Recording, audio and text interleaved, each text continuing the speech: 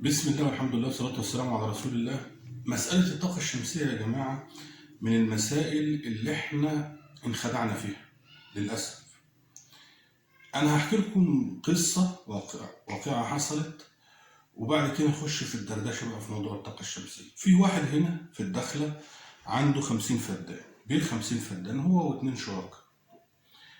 البير مركبين له طاقة شمسية لغاية ال60 حصان، يعني مركبين 60 كيلو طاقة شمسية.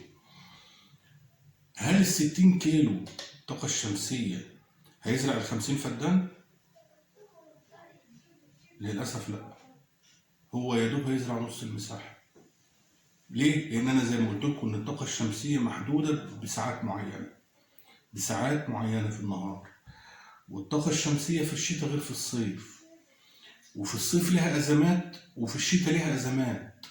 يعني الطاقة الشمسية في الصيف في عز الحرارة بتبقى ضعيفة، وفي الشتاء في الغيامة بتبقى ضعيفة، ممكن ما تبقاش موجودة أصلا.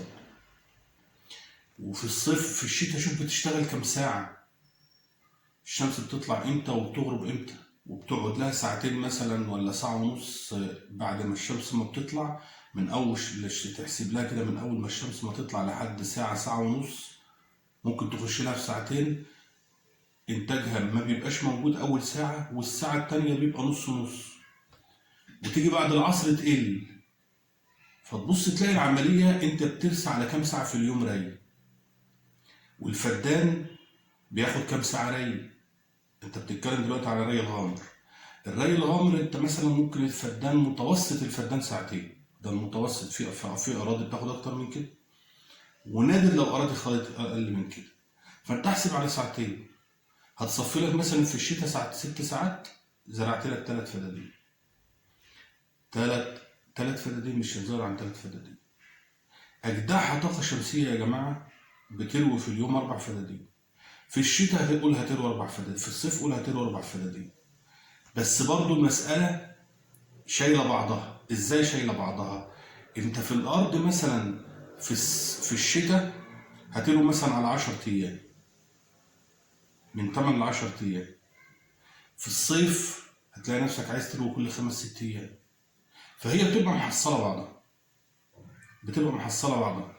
فانت لو عندك 200 فدان او 100 فدان وهركب طاقة شمسية، وحاطط بقى في دماغك إن المية هتبقى ببلاش والأرض موجودة والمية موجودة والدنيا هتبقى حلوة، لا، الموضوع مش كده خالص. الموضوع مش كده خالص. الطاقة الشمسية يوم ما بتتنطط في ري الغمر بتروي 30 فدان. طب بقية ال 200 هروح أجيب ديزل؟ ديزل يعني فشل. ديزل بيساوي فشل في الوادي الجديد، دي مفيش فيها كلام. المهم الراجل اللي عنده ال50 فدان ده راح ركب كهرباء. ركب كهرباء بكام؟ الكهرباء صرف عليه 1,750,000 جنيه.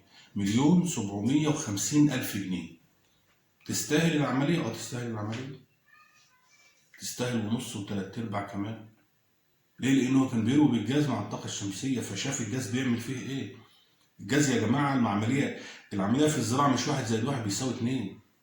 أنت ممكن تزرع الصبح وتصرف على الزرعة، والزرعة تطلع قدامك وتخضر وتبقى حلوة، وقبل الحصاد بشهر بشهرين المولد يعملها معاك والزرعة كلها تبوظ.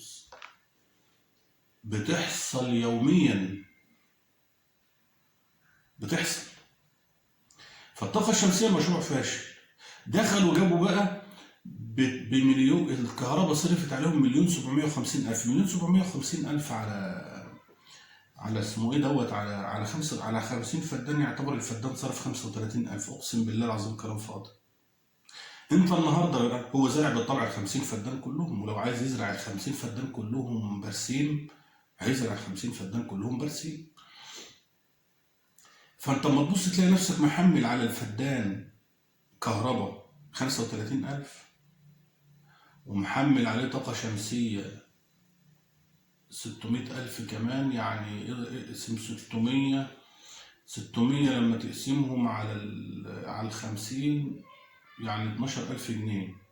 ادي 12,000 جنيه، 12 يعني قول 50,000 جنيه يا عم. 50,000 جنيه كهرباء. طاقة شمسية وكهرباء.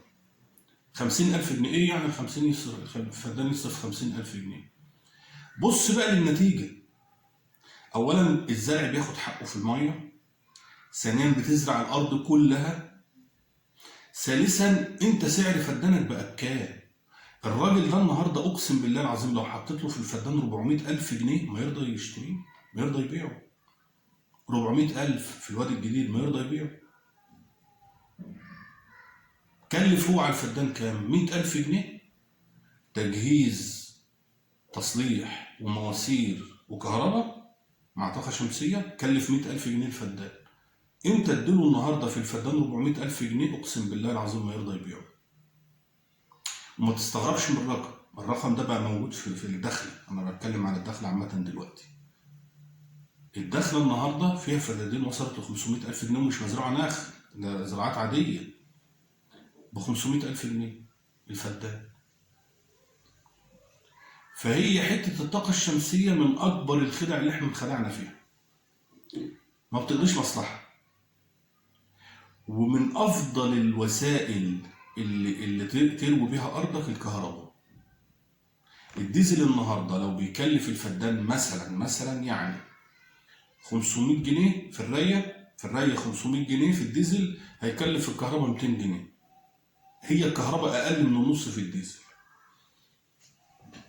ده غير بقى لو حسبت الاعطال، ما تعملش بقى مقارنه بين الديزل والكهرباء، مفيش مقارنه اصلا بين الديزل والكهرباء لو دخلت موال الاعطال فيها.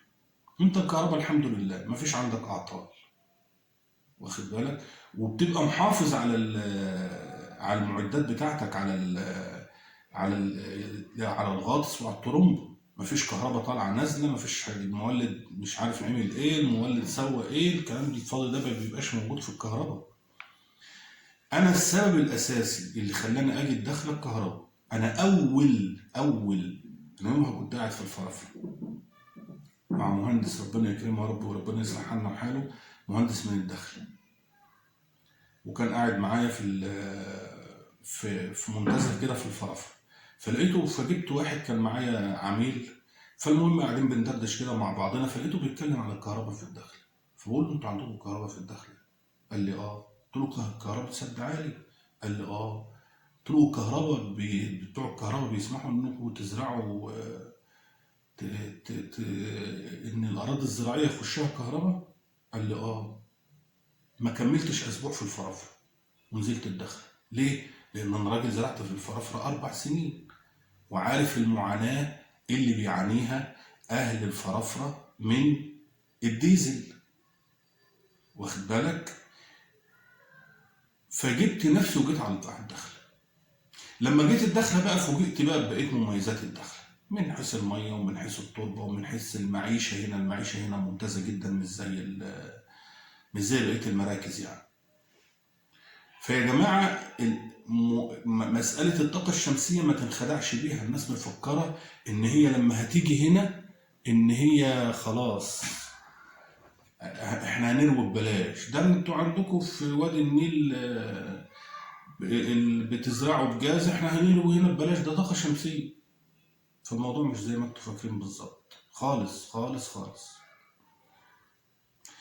وافضل حاجه انك تدخل كهرباء ويكون معاك طاقه شمسيه. ايه العمليه بقى ايه؟ يعني الطاقه الشمسيه مثلا بتشيل مثلا تلت فاتوره الكهرباء.